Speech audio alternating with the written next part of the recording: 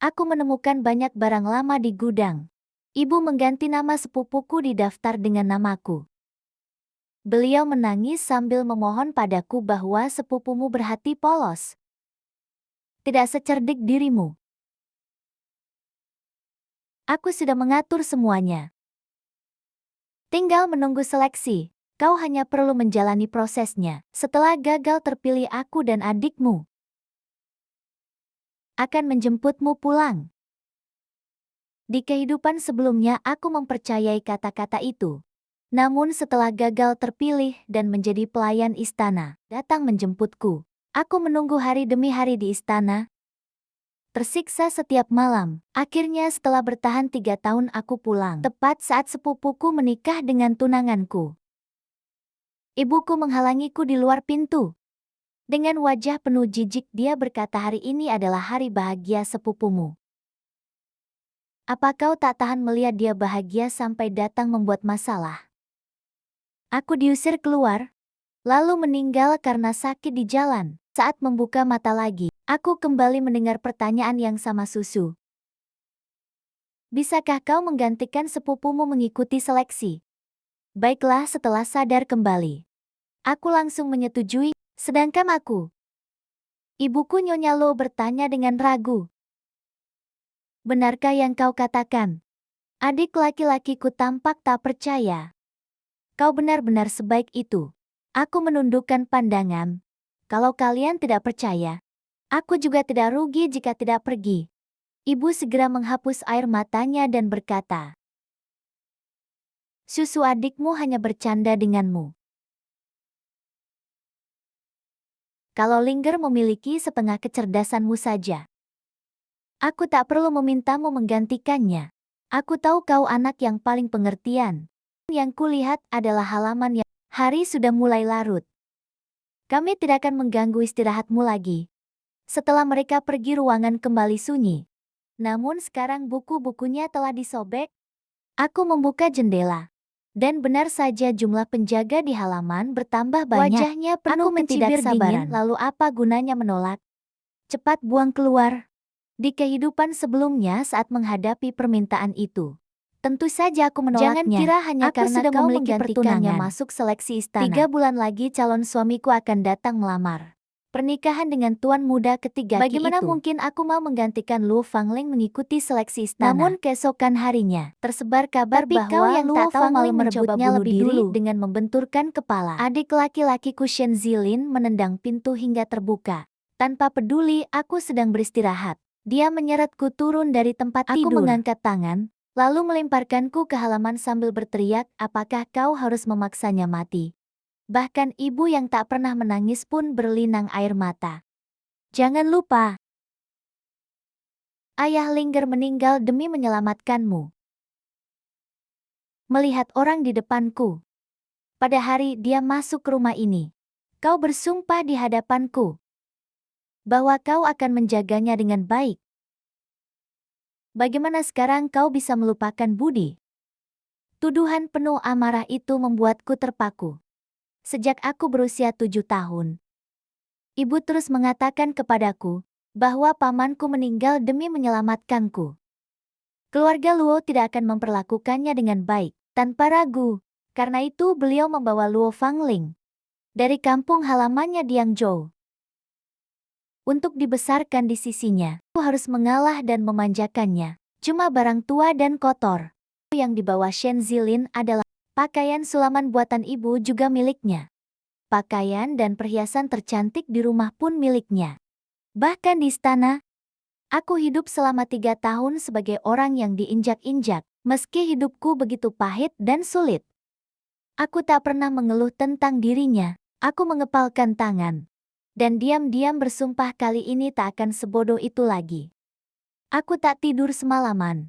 Keesokan harinya, ibu mengirim beberapa kain dan perhiasan indah sebagai hadiah untuk menenangkanku sebelum masuk seleksi. Pelayan kecil berlari mendekat. Dengan wajah polos, Nona, ternyata Nyonya masih menyayangimu. Bahkan Nona sepupu tidak mendapatkan kain seperti ini. Aku tersenyum sinis. Tentu saja dia tidak mendapatkannya. Hari seleksi segera tiba. Kali ini, aku tidak sengaja membuat diriku terlihat buruk seperti kehidupan sebelumnya. Aku berdandan dengan cermat. Aku mengikuti para wanita lain menunggu di gerbang istana. Ada yang menangis. Ada yang tanpa ekspresi. Semua orang tahu kaisar saat ini haus kecantikan. Dan tidak bijaksana, serta sudah tua dan lemah. Usianya telah lanjut. Yang mencari gadis cantik ke berbagai tempat. Tak seorang pun ingin mengikuti seleksi ini. Gerbang merah istana perlahan terbuka. Seorang pria berbaju hitam berdiri menjaga. Dengan tubuh tinggi dan tegap, penampilannya sangat menawan. Dia adalah Yu Jingchuan, utusan pencari kecantikan yang sangat dipercaya kaisar. Hatiku sedikit bergetar. Tanpa sadar, aku menatap ke arahnya dan bertemu dengan sepasang mata hitam itu. Lalu kami berpapasan mengikuti arus para wanita. Namun saat berbelok di gerbang istana, aku tak bisa menahan diri untuk menoleh. Pria yang disebut orang lain sebagai pejabat licik dan serakah akan kekuasaan. Justru satu-satunya orang yang memberiku kehangatan selama 3 tahun itu. Aku memaksa diriku kembali sadar dan menatap ke depan. Setelah kembali dari istana, pelayan pribadiku berlari menghampiri. Matanya memerah. Nona, kau tidak terpilih kan? Aku tidak menjawab, melainkan menunjuk sembarangan ke masih semua kain yang diberikan ibu ini. Aku akan mengunjungi nona sepupu. Luo Fangling tinggal di Pavilion Fangzai. Halamannya megah dan elegan. Ini adalah halaman terbaik setelah kediaman utama. Awalnya tempat itu adalah milikku. Namun saat aku berusia 10 tahun, Luo Fangling berkata dia menyukainya. Lalu ibu memintaku mengalah. Sebelum masuk, aku sudah mendengar suara dari dalam. Aku dengar para gadis yang gagal seleksi harus menjadi pelayan istana selama beberapa tahun. Apakah dia akan menyalahkanku karena tidak masuk istana sendiri? Bibi mana mungkin menyalahkanmu? Lingerku. Kalau menikah harus dengan pria terbaik di dunia. Lagi pula sepupumu itu keras kepala. Meski tinggal lebih lama di istana juga tidak masalah. Bibi benar sekali, sepupuku sangat pintar. Di istana dia juga bisa menambah pengalaman. Jangan membicarakannya lagi. Lihatlah kain brokat lembut ini. Aku sengaja menyisihkannya untukmu. Apa kau menyukainya? Aku suka Bibi. Bibi sangat baik pada Linger. Aku memandangi pintu yang tertutup rapat dengan dingin. Lalu teringat kembali. Di dalam kamar terdengar nyanyian lembut ibu yang menidurkan sepupuku. Dengan suara merdu. Sedangkan di luar kamar, tanganku sudah terangkat namun tak berani mengetuk pintu. Kemudian aku memberanikan diri bertanya kepada ibu. Bisakah beliau menyanyikan lagu itu untukku? Beliau menatapku dingin lalu berkata, berapa usiamu sekarang? Masih ingin dibandingkan dengan sepupumu. Padahal Luo Fangling hanya setahun lebih muda dariku. Aku mengangkat tangan dan mengetuk pintu. Ibu tampaknya tidak menyangka aku berada di luar. Ruangan itu terdiam sesaat. Tak lama kemudian pintu. Seolah tidak yakin seberapa banyak yang ku dengar, ibu tersenyum canggung. Aku melihat kau biasanya berpakaian sederhana. Jadi aku memutuskan memberikan kain warna cerah ini kepada sepupumu. Bagaimana ibu tahu aku tidak menyukai warna cerah? Aku menatapnya tanpa berkedip. Ibu mengernyit, kau memang tidak pernah memakai warna mencolok. Tampaknya beliau lupa bahwa dulu ada masa saat aku dan Luo Fangling sering memakai warna yang sama, bahkan pernah mempermalukan diri di sebuah jamuan karena hal itu. Dia mengadu dengan wajah sedih. Mengapa kakak sepupu selalu meniruku tanpa mencari tahu benar atau salah? Ibu memarahiku dan melarang para pelayan mengirim pakaian berwarna sama dengannya. Sejak saat itu, aku hanya bisa memilih pakaian berwarna polos. Sepupuku Luo Fangling berkata dengan lembut, hanya beberapa lembar kain. Kalau kakak sepupu menyukainya, ambillah saja. Ibu melirikku. Lalu menatapnya penuh kasih sayang. Kau memang selalu berhati baik. Tidak perlu. Aku tidak kekurangan beberapa lembar kain seperti itu. Kain yang ada padaku juga kuberikan kepada sepupu. Raut wajah ibu sedikit melunak. Setidaknya sekarang kau lebih mengerti. Hari ini aku datang untuk membicarakan Hanya sesuatu saja dengan aku ibu. tidak Menemukan ibu, jadi aku datang ke tempat sepupu. Apa yang ingin kau bicarakan? Ayah pernah berkata akan memberikan beberapa toko di timur kota kepadaku. Sekarang aku ingin menerimanya sebelum masuk istana. Ibu langsung mengernyit. Itu semua nantinya akan menjadi mas kawinmu. Mengapa harus menerimanya sekarang? Apa kau ingin memisahkan keluarga? Masa depan masih belum pasti. Aku tersenyum tipis. Mas kawin itu nantinya akan diberikan kepada Luo Fangling. Tapi apa yang ditinggalkan ayah untukku harus kudapatkan. Aku khawatir saat keluar dari istana nanti. Aku sudah melewati usia menikah. Jika demikian, aku tidak akan tenang selama berada di istana. Mengapa kakak sepupu begitu tergesa menginginkan semua itu? Apa bibi akan memperlakukanmu tidak adil? Apa kau marah karena aku memintamu mengikuti seleksi? Padahal itu hanya formalitas. Dan kau masih menghitung-hitungnya. Kalau sepupu mau masuk istana sendiri, aku juga tidak perlu mengkhawatirkan barang-barang ini. Wajah Luo Fangling berubah sedangkan Nyonya Luo menenangkan diri. Lalu berkata dingin, demi kau yang akan masuk istana. Aku akan menyiapkan semuanya dan menyerahkannya kepadamu. Kalau begitu terima kasih ibu. Aku berbalik dan hendak pergi. Saat pintu hampir tertutup, aku mendengar suara ibu yang penuh jijik. Bagaimana keluarga jenderal yang terhormat bisa membesarkan putri yang begitu materialistis? Dia tidak ada 1/10 lingger. Bibi, bagiku uang hanyalah benda duniawi. Nanti kakak sepupu pasti akan mengerti niat baikmu. Langkahku terhenti lalu aku kembali, mendorong pintu dan berkata, oh ya ibu. Pavilion Fangshui awalnya adalah halamanku. Ayah sudah menetapkannya sejak masih hidup. Sepupuku sudah meminjamnya selama bertahun-tahun. Sudah waktunya mengembalikannya kepadaku. Dan juga, aku ingat bedak mutiara yang dipakai sepupu, gaun sutra dan batu giok lantian yang dikenakannya. Bukankah semuanya diambil dari bagianku? Aku sudah meminjamkannya lebih dari 10 tahun. Sekarang aku ingin mengambilnya kembali, tidak berlebihan bukan? Kalau tidak berlebihan maka tolong segera kembalikan. Kalau suasana hatiku buruk aku bisa bicara sembarangan. Dan itu tidak baik jika sampai terdengar para bangsawan istana. Semakin banyak nama barang yang kusebut. Wajah ibu semakin jelek. Wajah Luo Fangling juga semakin pucat. Namun mereka hanya bisa berkata, baiklah. Luo Fangling segera membereskan barang-barangnya dan pindah ke tempat lain. Aku kembali memasuki Pavilion Fangshui. Pavilion dan bangunannya masih sama seperti dulu. Hanya warna di bawah genteng hijau sudah sedikit pudar. Tak seindah dalam ingatanku. Dan memandanginya lama sekali. Ada mainan kayu yang dibuat ayah untukku. Hadiah ulang tahun yang diberikannya.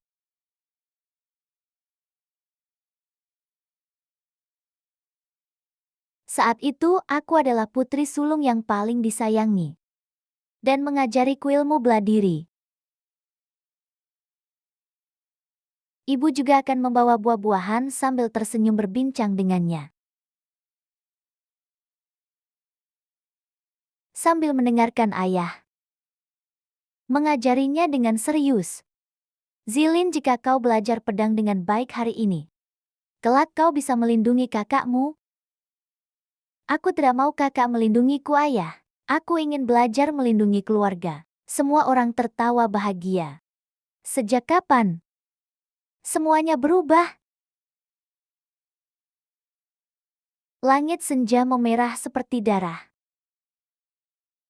Aku masih tenggelam dalam kesedihan atas gugurnya ayah di medan perang. Masuk melalui gerbang utama. Pada tahun itu, aku dan Luo Fangling sama-sama kehilangan ayah. Bedanya, sejak saat itu dia mendapatkan keluarga yang menyayanginya. Hanya tersisa seorang diri. Aku menyimpan semua barang itu dengan baik dan meletakkannya di ruangan samping. Mungkin karena mengenang masa lalu, sepanjang malam aku dipenuhi mimpi aneh. Sampai langit mulai terang, aku baru tertidur lelap. Namun aku terbangun karena suara gaduh. Shen Yunsu keluar sekarang juga. Bahkan ingin memutus bagian miliknya. Mereka memang benar. Aku mengganti pakaianku lalu keluar. Hatiku langsung terjatuh ke dasar.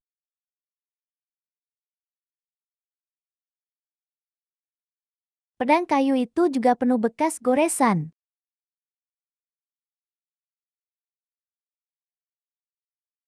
Sampah dari mana ini? Jangan sampai mengotori halaman kakak Aling. Lalu kau punya jasa yang begitu besar. Awalnya ibu ingin menjodohkannya dengan kakak Aling. Kalau bukan karena itu, keluarga Luo tidak mungkin mengirimnya ke istana. Ini memang hutangmu padanya.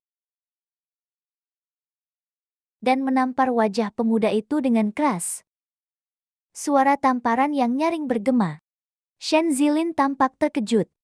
Selama ini aku selalu menyayanginya. Jangankan memukulnya. Namun saat ini, aku merasa sangat asing. Orang yang seenaknya merusak barang peninggalan ayahku. Dan memandangku dengan hina. Benarkah dia anak yang dulu selalu tersenyum cerah itu? Aku bahkan tak ingat sejak kapan kami menjadi jauh. Apakah sejak pertama kali dia tersipu pada Lu Fangling?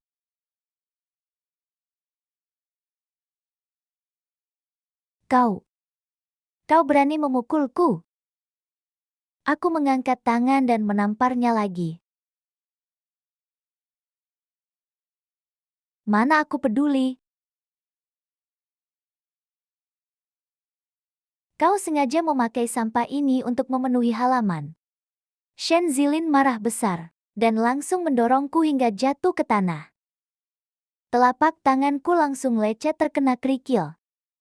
Pelayan di samping segera datang. Nona, apakah Anda baik-baik saja? Jangan lupa ini adalah rumah keluarga Shen. Aku adalah putri keluarga Shen. Setiap batu bata yang kuinjak di sini. Setiap butir nasi yang kumakan. Semuanya memang hakku. Mau kuberikan kepada orang lain atau tidak adalah urusanku. Semua kesalahan adalah kesalahanku. Suara lembut terdengar dari pintu.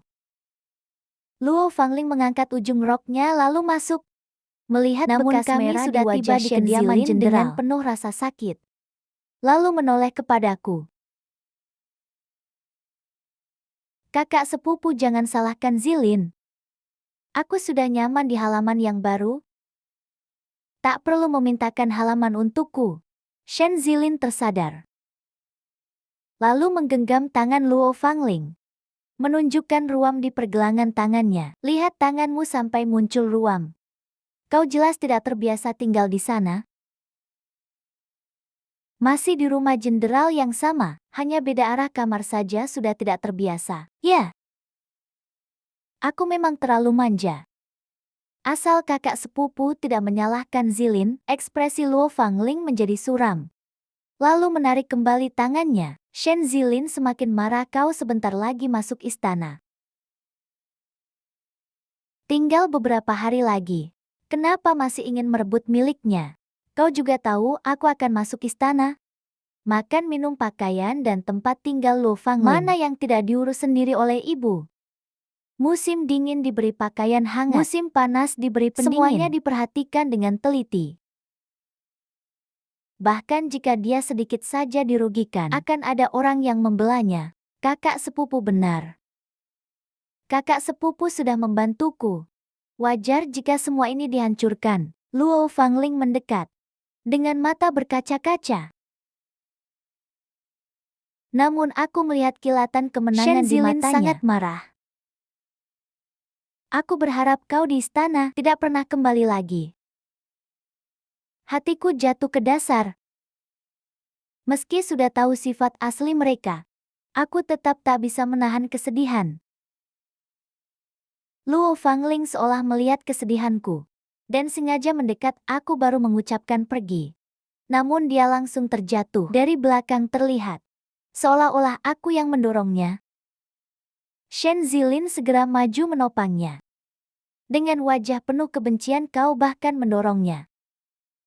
Jadi ternyata kau menyimpan kebencian sebesar ini. Nyonya Luo muncul dari gerbang dan berjalan mendekat. Linger, apakah kau baik-baik saja? Pandangannya jatuh pada Luo Fangling.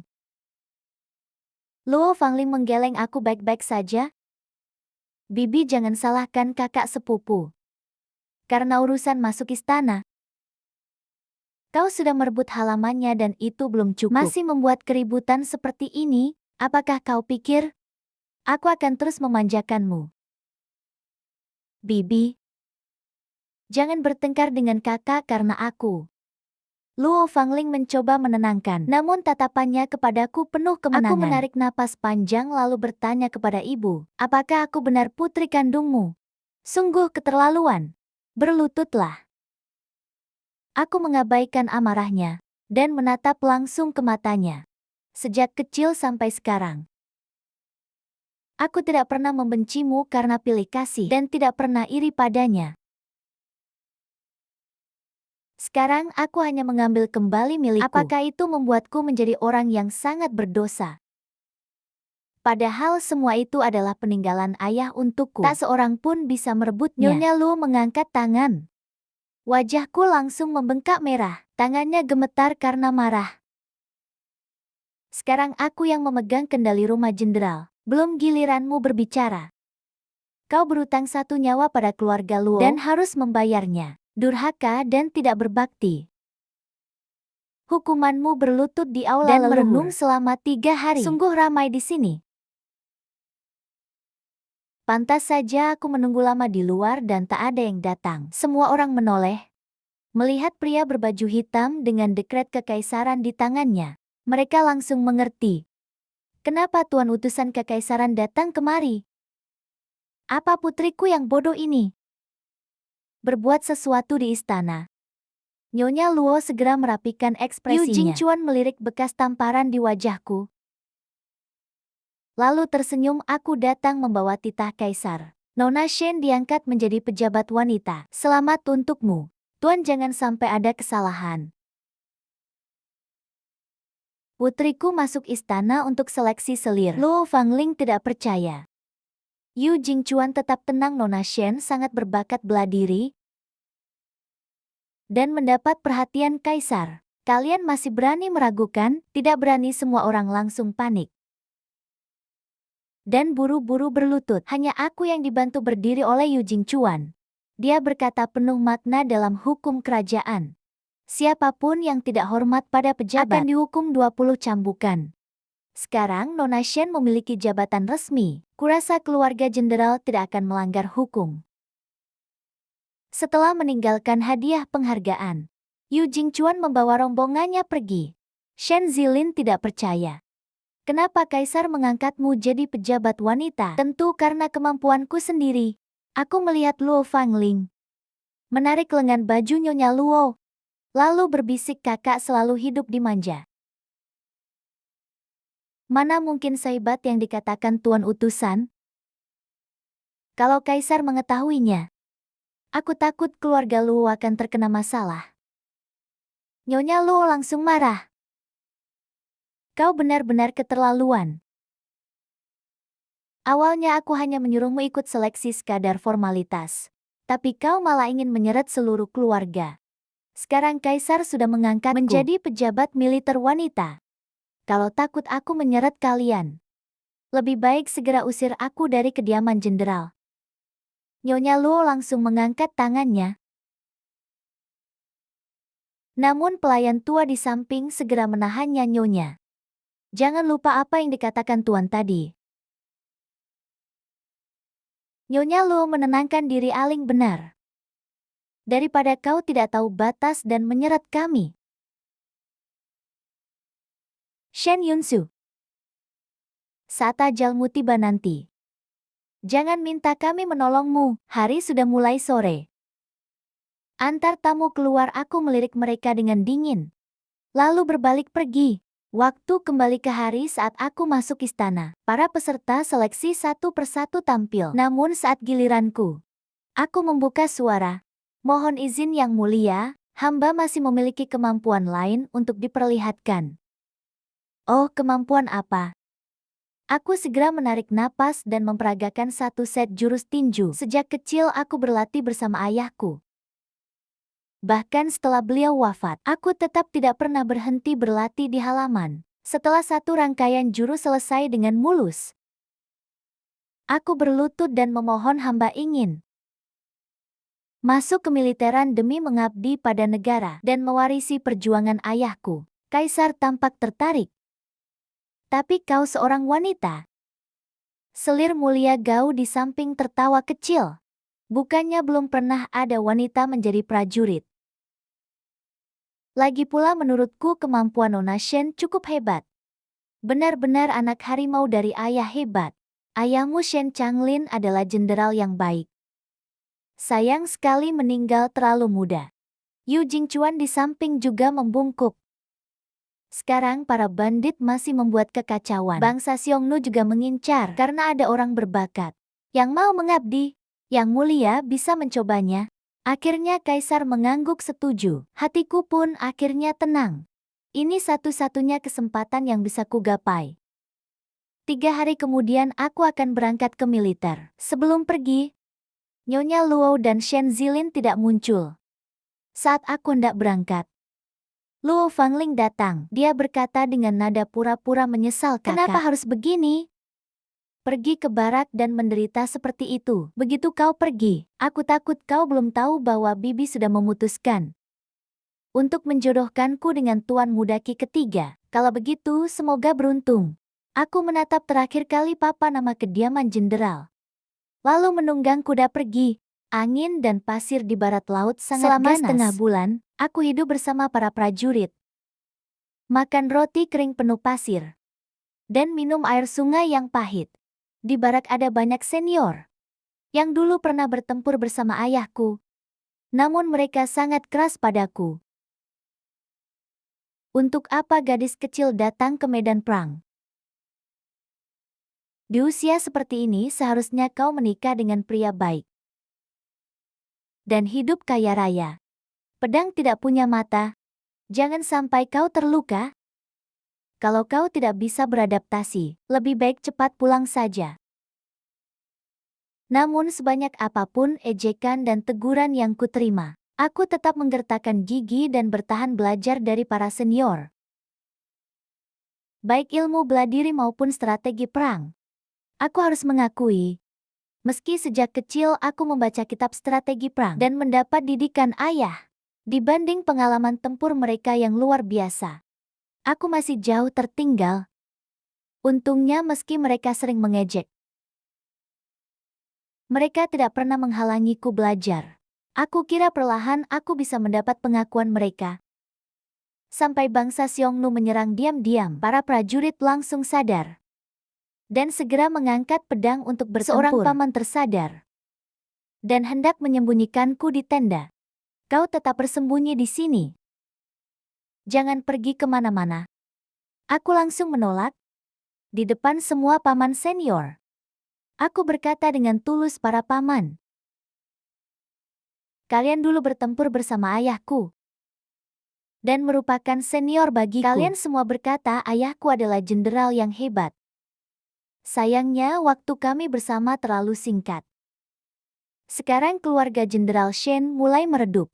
Adik laki-lakiku masih kecil dan juga tidak tertarik pada ilmu bela diri. Aku tidak tega melihat warisan ayah tidak ada yang meneruskan. Aku memohon pada para paman untuk memberiku kesempatan. Mungkin karena permohonanku terlalu tulus. Setelah lama terdiam, seseorang berkata, gadis kecil ini ternyata benar-benar punya semangat Jenderal Shen. Kalau begitu, ikutlah bertarung bersama kami.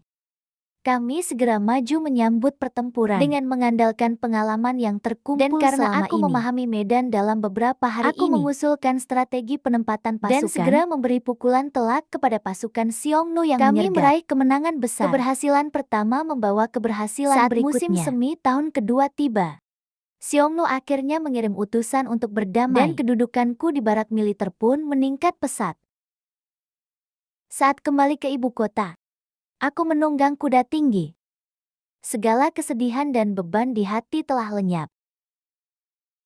Kaisar sangat senang dan mengangkatku menjadi jenderal, bahkan menghadiahkan sebuah plakat khusus. Kini kediaman Jenderal Shen bukan lagi hanya bayang-bayang ayahku, melainkan milik Shen Yunsu.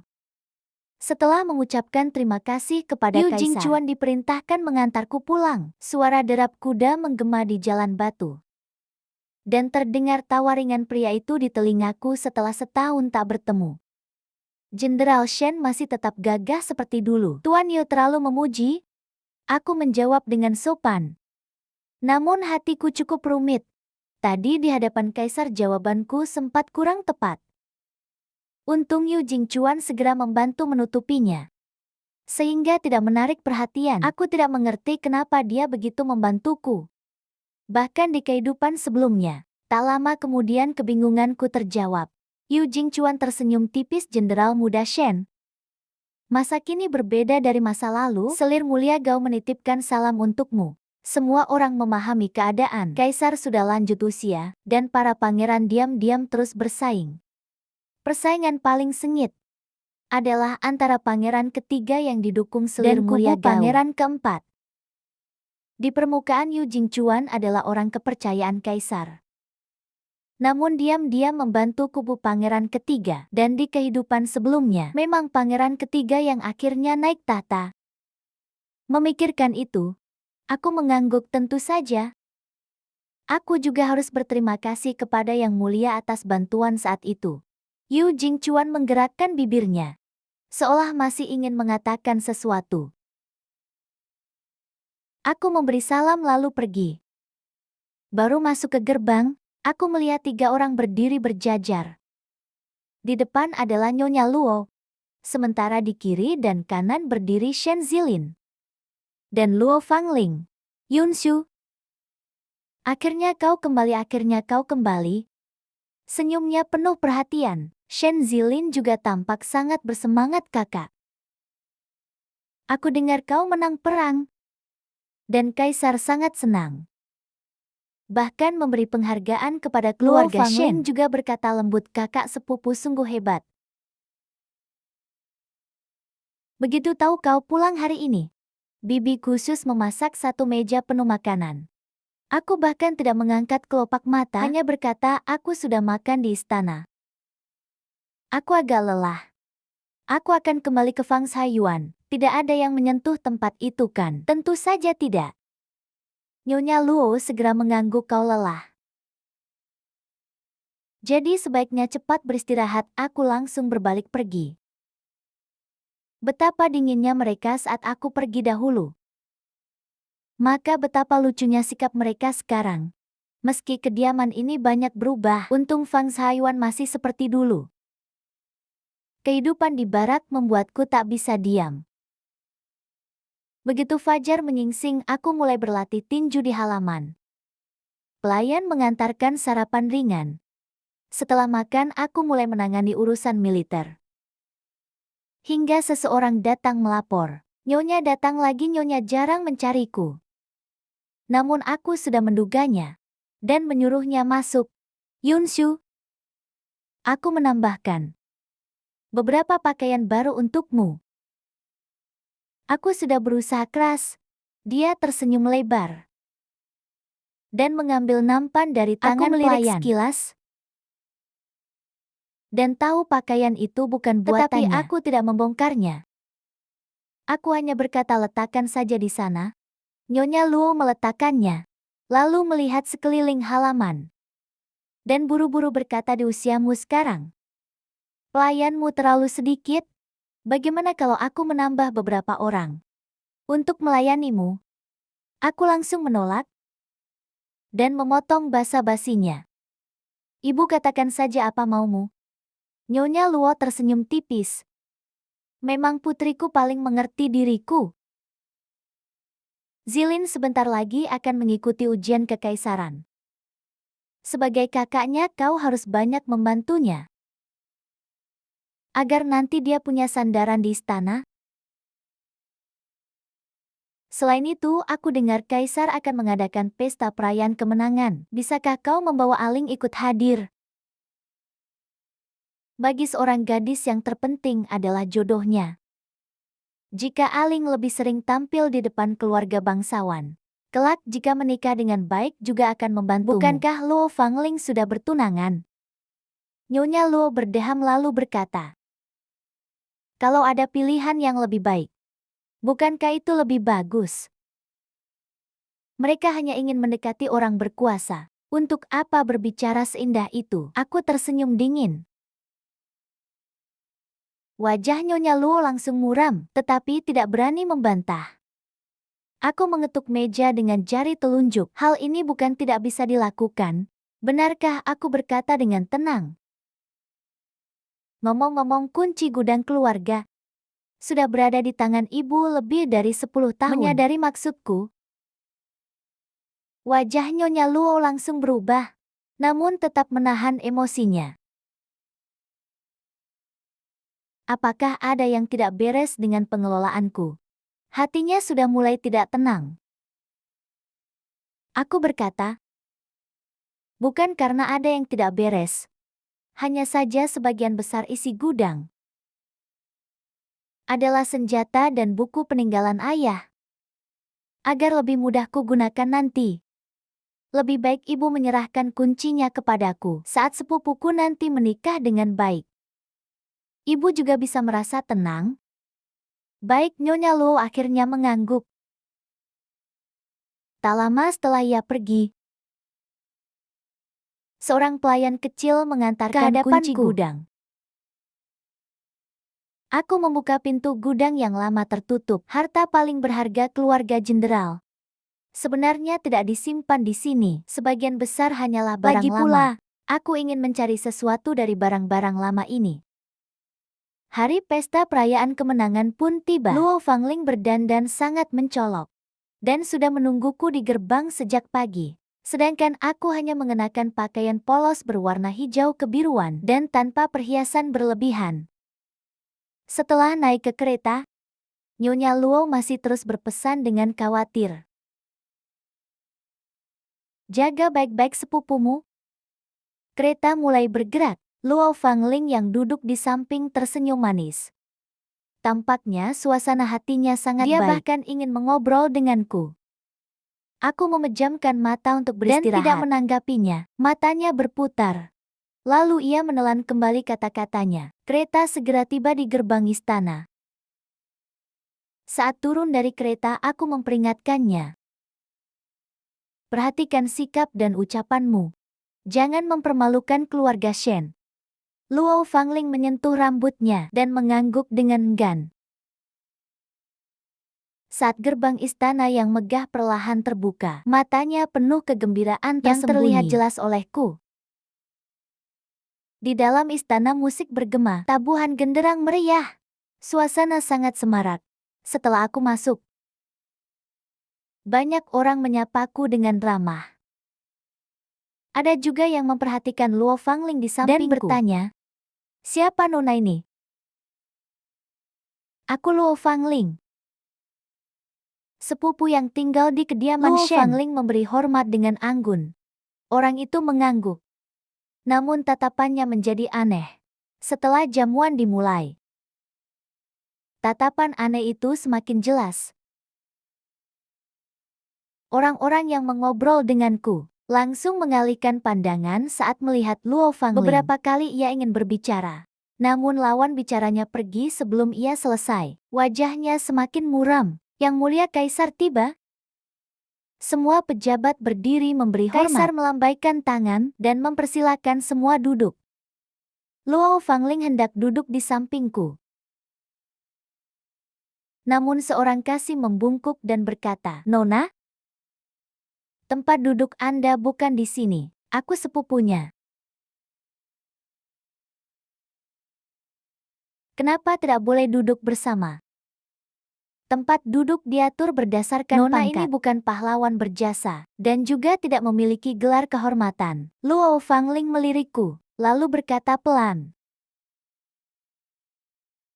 "Pantas saja kau begitu mudah mengizinkanku ikut. Rupanya kau ingin melihatku dipermalukan." Aku hanya menyesap teh, dan tidak menanggapinya.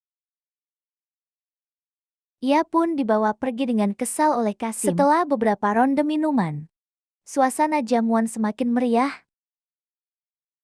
Tiba-tiba seseorang duduk di sampingku. Dengan senyum tipis, "Mengapa minum sendirian di sini? Ini hanya teh." Aku meletakkan cangkir teh. "Yu Jingchuan tampak santai, barusan aku melihat sepupumu pergi ke Taman Kekaisaran. Pangeran keempat juga ada di sana. Bagaimanapun dia anggota keluarga Luo. Kalau terjadi sesuatu, bukan keluarga Shen yang harus bertanggung jawab." Wajahku tetap tenang. Yu Jingchuan malah menuangkan segelas anggur untukku. "Aku dengar kau mengirim orang ke kampung halamanmu di Yangzhou untuk menyelidiki sesuatu." Aku langsung waspada. Ia tersenyum tipis. "Tak perlu tegang. Kebetulan orangku lewat Yangzhou dan membawa kembali kabar itu." Tanganku mengepal lalu mengendur. Setelah terdiam sejenak aku menghela napas. "Lalu apa yang Tuan Yu inginkan? Apa niat baikku saja tidak cukup?" Yu Jingchuan pura-pura terkejut. Aku menatapnya. Ia berkata pelan, "Kupikir kita sudah berteman." Aku tidak menjawab. Hanya mengangkat cangkir memberi hormat padanya. Tak lama kemudian, keributan terdengar dari kejauhan. Orang-orang mulai berbisik. Tak tahu siapa yang begitu berani sampai menggoda pangeran keempat di Taman Kekaisaran dan tertangkap oleh permaisuri pangeran keempat. Tak lama kemudian Luo Fangling diseret masuk oleh para pelayan istana. Bekas tamparan terlihat di wajahnya. Dan ia menunduk tanpa berani bicara. Di belakangnya berdiri permaisuri pangeran keempat yang dingin seperti es. Dan pangeran keempat yang tampak menikmati tontonan. "Hahaha, Yang Mulia. Perempuan ini entah muncul dari mana, namun berani mencoba menggoda pangeran keempat." Permaisuri pangeran keempat berbicara lebih dulu. Kaisar yang tampak mengantuk berkata, "Aku sudah lelah. Biarkan Selir Mulia Garu yang menangani." Selir Mulia Gao melirik ke arahku, lalu berkata dengan tenang, "Mengacaukan tata tertib istana. Hukumannya 20 pukulan papan." Luo Fangling tidak menyangka hasil seperti ini. Dan langsung panik. "Ampun Selir Mulia. Sepupu tolong aku. Bibi sudah berpesan agar kau menjagaku baik-baik." Aku dengar gadis keluarga Luo ini tinggal di kediaman Shen bahkan lebih dari 10 disayang tahun. Daripada orang-orang mulai bergunjing. Nama baiknya bahkan lebih terkenal daripada Nona Shen yang sudah bertunangan. Malah memilih pergi ke barak militer. Mana ada orang yang memperlakukan keponakan lebih baik terus daripada anak sendiri. Aku tetap tenang. Jika aku mendapat masalah, Bibi tidak akan memaafkanmu. Begitu kata-kata itu keluar, dugaan semua orang langsung terbukti. Aku berdiri dan memberi hormat kepada selir mulia. Gadis ini memang tidak tahu sopan santun, dan itu memang akibat ibuku terlalu memanjakannya. Namun 20 pukulan papan terlalu berat. Gao Guifei pun mengangguk, begitu juga baiklah. Tunggu dulu, aku bersedia mengambil nona ini sebagai selir. Pangeran keempat tiba-tiba angkat bicara. Semua orang tertegun. Belum sempat bereaksi, Luo Fangling menggigit bibir lalu mengangguk, hamba bersedia. Keributan di istana itu akhirnya berakhir. Setelah pulang ke rumah, Luo Fangling tampak sangat bangga lalu berkata, Pangeran keempat sudah bilang, saat dia naik tahta nanti, aku akan jadi selir bangsawan. Nanti saat bertemu denganku kau harus memberi hormat. Aku meliriknya. Tanpa berkata apa-apa, jalan ini tidak semewah yang dibayangkan Luo Fangling. Setelah kabar ini sampai ke rumah, Nyonya Luo dan Shen Ziling sama-sama terkejut. Wajah Nyonya Luo penuh rasa kasihan. Bagaimana bisa kau jadi selir? Dia menoleh menatapku. Namun melihat wajahku dingin dia pun tak berani bicara. Luo Fangling malah tidak peduli. Bibi ini pangeran keempat. Nanti setelah aku. Pokoknya tunggu saja menikmati hidup enak. Nyonya Luo akhirnya terdiam. Awalnya dia ingin mempersiapkan pernikahan dengan baik. Namun karena ditekan oleh istri utama pangeran keempat, pernikahan seorang selir tidak boleh terlalu meriah. Dan hanya boleh masuk lewat pintu samping. Mereka hanya bisa menerimanya. Luo Fangling pun menikah masuk ke kediaman pangeran keempat. Nyonya Luo belum sempat terlalu mengkhawatirkannya. Tak terasa pengumuman hasil ujian tiba. Namun nama Shen Zilin tidak ada di daftar. Nyonya Luo buru-buru membawanya menemuiku. Bisakah kau bicara baik-baik kepada kaisar? Carikan dia jabatan. Tidak bisa ibu terlalu memandang tinggi diriku. Aku menjawab lalu wajah Nyonya Luo berubah. Dia hanya bisa memohon dengan suara lembut. Aku tahu dulu adikmu memang kurang baik padamu. Tapi saat itu dia masih kecil dan belum mengerti. Kalian tetap kakak adik kandung. Ternyata ibu memang tahu semua itu. Kalau begitu ibu juga pasti ingat kehidupan seperti apa yang kujalani dulu. Dan bagaimana aku bisa mencapai semua ini sekarang. Lalu kenapa aku harus membantu orang lain? Aku tersenyum tipis. Shen Ziling langsung marah. Lalu menepis tangan ibunya untuk apa memohon padanya. Kami sama-sama anak ayah. Aku tidak percaya, aku tidak bisa meraih masa depan sendiri. Aku hanya tersenyum tanpa bicara. Tak lama kemudian kondisi kaisar semakin memburuk dari hari ke hari. Yu Jingchuan mengirim kabar agar aku bersiap-siap. Aku mengerti dan tidak sempat lagi memikirkan mereka. Awal tahun Shengyuan, Kaisar wafat. Meninggalkan surat wasiat yang menetapkan pangeran ketiga sebagai kaisar baru. Pihak pangeran keempat mengatakan surat wasiat itu telah diubah oleh Gao Guifei. Lalu langsung memberontak. Ibu kota pun kacau balau. Semua keluarga bangsawan ketakutan. Nyonya Luo juga meninggalkan keluarga Shen. Karena aku berada di pihak pangeran ketiga, entah apa yang dikatakan Luo Fangling setelah masuk ke kediaman dia itu. Dia bahkan datang membujukku. Sekarang keadaan pangeran keempat sangat menguntungkan. Lebih baik ikut pihak yang benar. Aku tidak mempedulikannya. Aku hanya menyuruh orang mengawasinya. Namun beberapa hari kemudian, dia menghilang tanpa jejak. Setelah perang dimulai, aku memimpin pasukan kavaleri ringan memasuki istana, menutup jalan mundur pasukan pangeran keempat dari belakang, dan memastikan kemenangan. Pangeran keempat ditangkap. Keesokan harinya dia bunuh diri di penjara langit, sedangkan seluruh keluarganya dibuang ke pengasingan. Pangeran ketiga berhasil naik tahta dan mengganti nama era menjadi Tianyuan. Sedangkan aku dianugerahi gelar Jenderal Zhengguo, menjadi perempuan pertama yang menjadi jenderal di negeri ini. Bulan April rumput tumbuh dan burung bernyanyi. Musim semi penuh bunga. Akhirnya aku punya sedikit waktu luang. Kebetulan Yu Jingchuan mengajakku minum di Tiang Xianglo. Jadi aku keluar dengan pakaian biasa. Saat tiba di jalan besar, aku kebetulan melihat keluarga pangeran keempat yang diasingkan. Di antara mereka, ada seorang wanita berpakaian compang camping yang terus memohon.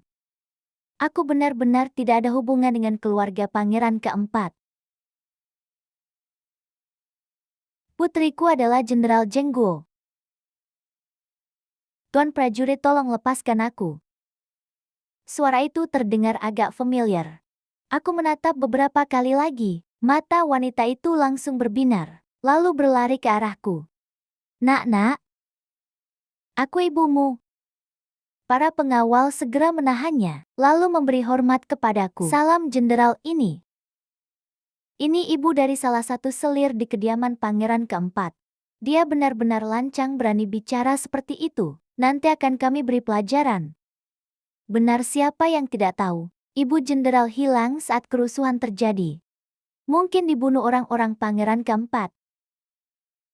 Aku menatap ke arahnya, tatapan Nyonya Luo kepadaku penuh permohonan. Tidak, bukan begitu. Susu, aku salah. Dia mengulurkan tangan,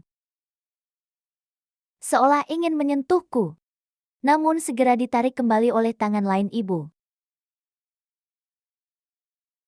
Ada apa denganmu?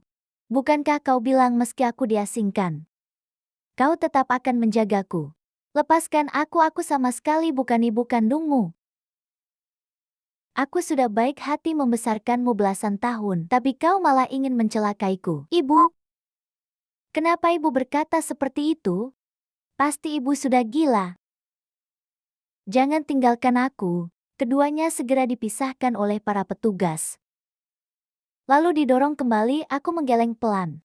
Perasaanku sangat rumit. Saat tiba di tiang Xianglo, sosok tinggi itu sudah mengangkat cawan araknya. Yu Jingchuan bisa dibilang orang kepercayaan pangeran ketiga. Jasanya dalam setiap urusan juga sangat besar. Dia dianugerahi jabatan Tai Wei. Tak terhitung orang yang ingin menjilatnya. Namun dia selalu tersenyum sambil menolak semuanya. Hanya denganku dia cukup akrab. Kau datang terlambat. Harus minum 3 cawan dulu. Sebuah kendi arak dilempar ke arahku, dan langsung kutangkap. Aku membuka kendi lalu meneguknya. Aroma arak yang kuat langsung memenuhi mulut, membangunkan indera yang tertidur dari luar pavilion. Cahaya musim semi yang cerah memenuhi hati. Suasana hatiku yang muram langsung lenyap. Jenderal Shen Yunsu punya masa depan yang tak terbatas. Untuk apa terus terikat masa lalu? Kau benar. Aku tersenyum tipis, lalu bersulang dengannya di bawah indahnya musim semi, menikmati sisa hidup dengan bebas dan bahagia.